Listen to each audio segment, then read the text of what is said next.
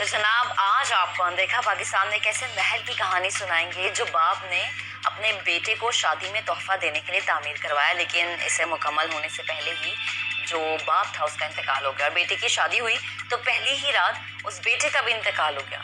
1 साल बाद माँ भी बेटे की जुदाई में गम से इस दुनिया से चली गई और ये खूबसूरत जो महल था एक मकबरे में तब्दील हो गया। इसमें कोई आबाद नहीं हो सका। डॉक्टर मुजम्मिल ने रिपोर्ट तैयार की है, आपको दिखाते हैं।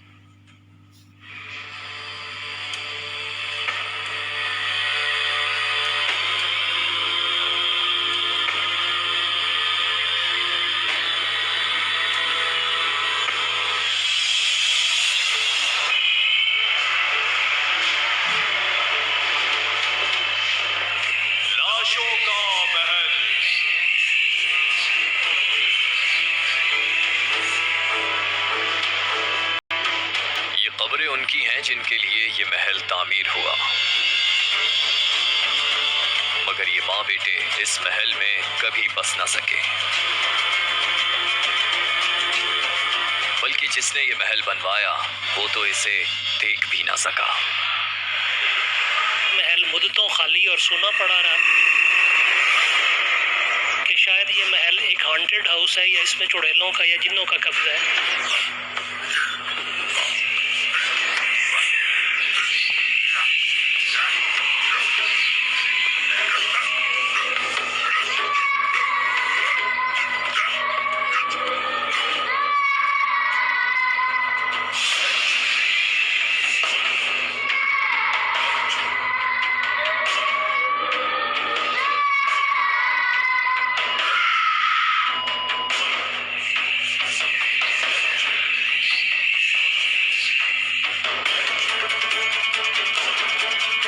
आखिर ये कैसा महल है, इसकी क्या कहानी है, जहां शुरू होने से पहले खत्म जिंदगानी है। ये बात है 1922 की, जब मशहूर ताजिर शेख उमर हयात ने अपनी बीवी और बेटे के लिए महल की तामीर शुरू करवाई। लकड़ी म्यांमार से इंपोर्ट की गई। अगर हम टाइलों की बात करते हैं तो इटली और जापान से लाई गई। अगर हम लोग लोहे के काम की बात करते हैं तो उस ज़माने के हिंदुस्तान के टॉप के जो कारीगर थे उनको यहाँ पर काम के लिए बुलवाया गया।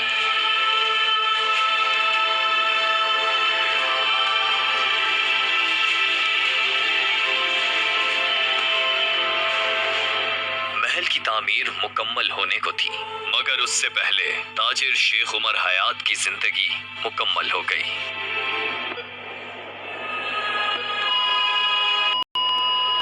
उनके मरने के बाद उनकी मिसेज उनके बच्चों को लेकर वापस कलकत्ता चली गई।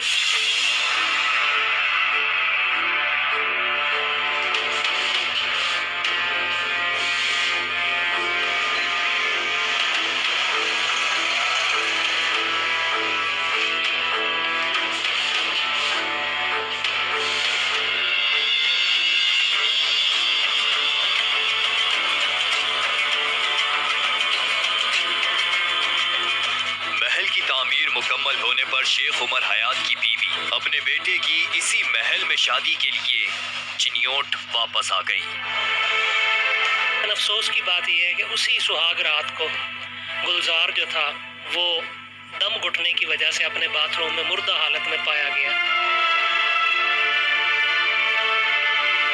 वालदा थी, उन्होंने गुलजार की कब्र इसी महल में बनाने का फैसला किया और इस महल में अपनी कब्र अपनी आंखों के सामने रखते हुए 1 साल रोते धोते उन्होंने अपनी ज़िंदगी गुजारी और 1 साल के बाद फातिमा का भी इंतकाल हो गया। आप देख रहे हैं कि मेरे अकब में 2 कब्रें इसी बात का नोहा के ना है। एक कब्र गुलजार की है और दूसरी उसकी वालदा फातिमा की कब्र है।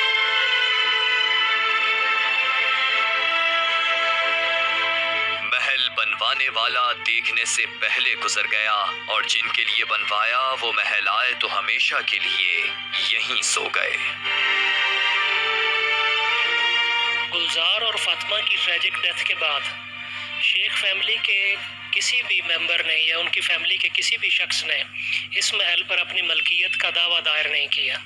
उसकी वजह ये थी कि शेख फैमिली के मेंबरान अब ये सोचने लग पड़े कि शायद ये महल एक हॉन्टेड हाउस है या इसमें चुड़ैलों का या जिन्नों का कब्जा है जिन्होंने हमारे अजीज़ों की जान ले ली है।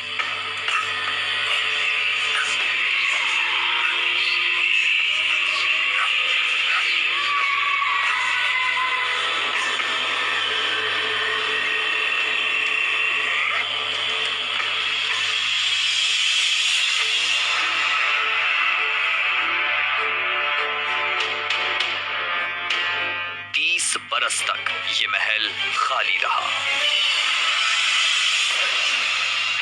सन 1990 के अंदर उस वक्त के डिप्टी कमिश्नर जहां अतर ताहिर साहब और असिस्टेंट कमिश्नर तहसील चनियोट डॉक्टर अमजद साकिब साहब ने इसको टेक ओवर किया और इसकी तामीर और मरम्मत का काम मुकम्मल करा के यहाँ पर एक लाइब्रेरी इस्टेब्लिश कर दी।